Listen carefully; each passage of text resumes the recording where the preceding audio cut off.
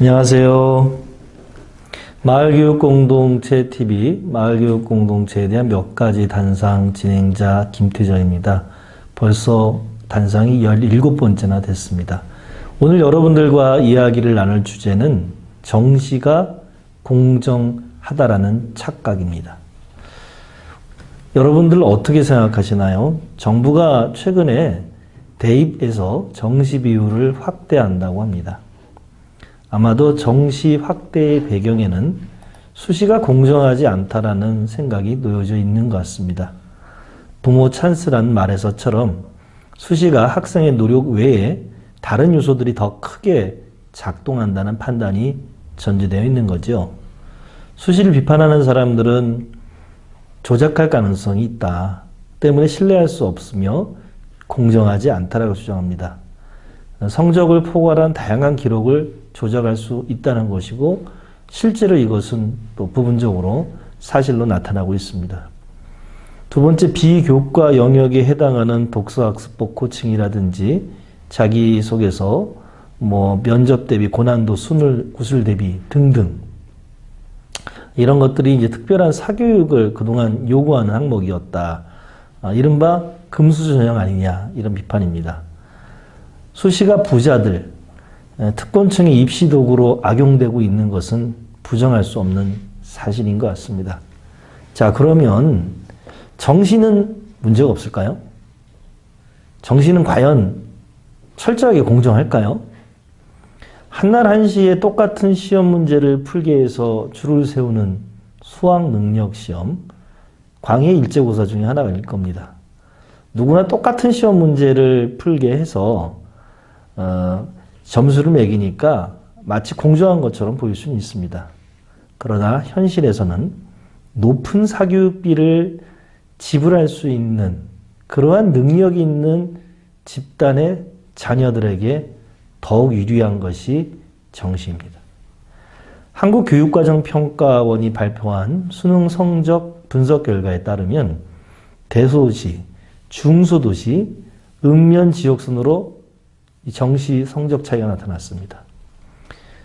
또 대도시 안에서도 부자들이 밀집한 지역이나 부잣집 아이들이 많이 다니는 특수 목적구나 자율형 사립고 학생들이 수능 점수가 높은 것으로 확인되고 있습니다. 이렇게 본다면 정시가 과연 수시에 비해서 절대적으로 공정한 시험인가 라고 우리는 말할 수가 없습니다. 왜 이렇게 되었을까요? 그것은 수능이 글자 그대로 수학 능력, 즉 학생들이 대학에서 공부를 할 수 있는 능력을 가지고 있는가를 파악하는 도구가 아니기 때문입니다. 한국은 대학이 철저히 서열화되어 있죠. 어떤 대학을 나왔는가, 즉 어떤 학벌을 획득했는가에 따라서 그 사람의 삶의 처지가 달라질 것이라는 불안감이 지배하는 사회입니다. 그런데 이 서열 체제를 유지하기 위해서는요, 진입장벽을 일정하게 유지해야 합니다. 그 방법은 학생들이 획득해야 할 정보의 양을 가능한 많이 늘리고요.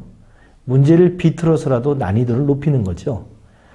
그런데 제한된 시간 안에 많은 양의 정보를 머릿속에 집어넣고 그것을 다시 확인하기 위해서는 아는 것을 많이 묻는 것도 아니고 시험을 보는 사람의 실수를 유도하기 위한 함정을 만든 높은 난이도의 시험을 통과하려면 상당한 정도의 시간을 투입해야 되고 끔찍하고 지겨울 정도로 반복되는 문제풀이 훈련을 견뎌내야 합니다.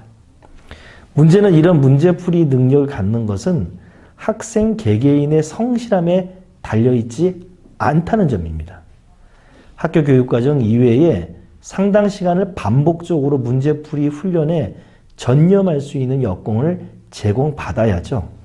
그런데 그 여건은 다름 아닌 그 학생의 부모가 어떤 사회적, 경제적 배경을 가지는가에 따라 달라진다는 것입니다.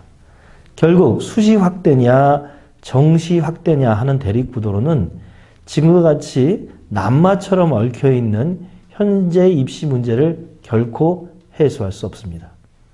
단언하건대 수시도 정시도 모두 고학력, 고소득층의 자녀들에게 유리합니다. 때문에 정시가 공정하다는 것은 착각이지요. 그럼에도 불구하고 왜 사람들은 정시가 공정하다고 믿을까요? 그것은 능력주의라는 환상 때문입니다. 다음에는 이를 가지고 이야기를 좀 나눠보려고 합니다. 이상 마을교육 공동체에 대한 몇 가지 당상 17번째 정시가 공정하다는 착각이라는 주제로 이야기를 나누어 보았습니다. 여러분, 저희 마을교육 공동체 TV 구독 꼭 해주시고요. 좋아요도 꼭 눌러주시기 바랍니다. 여러분의 응원과 지지로 저희 마을교육 공동체 TV는 만들어지고 있습니다. 오늘 시청해 주셔서 감사합니다.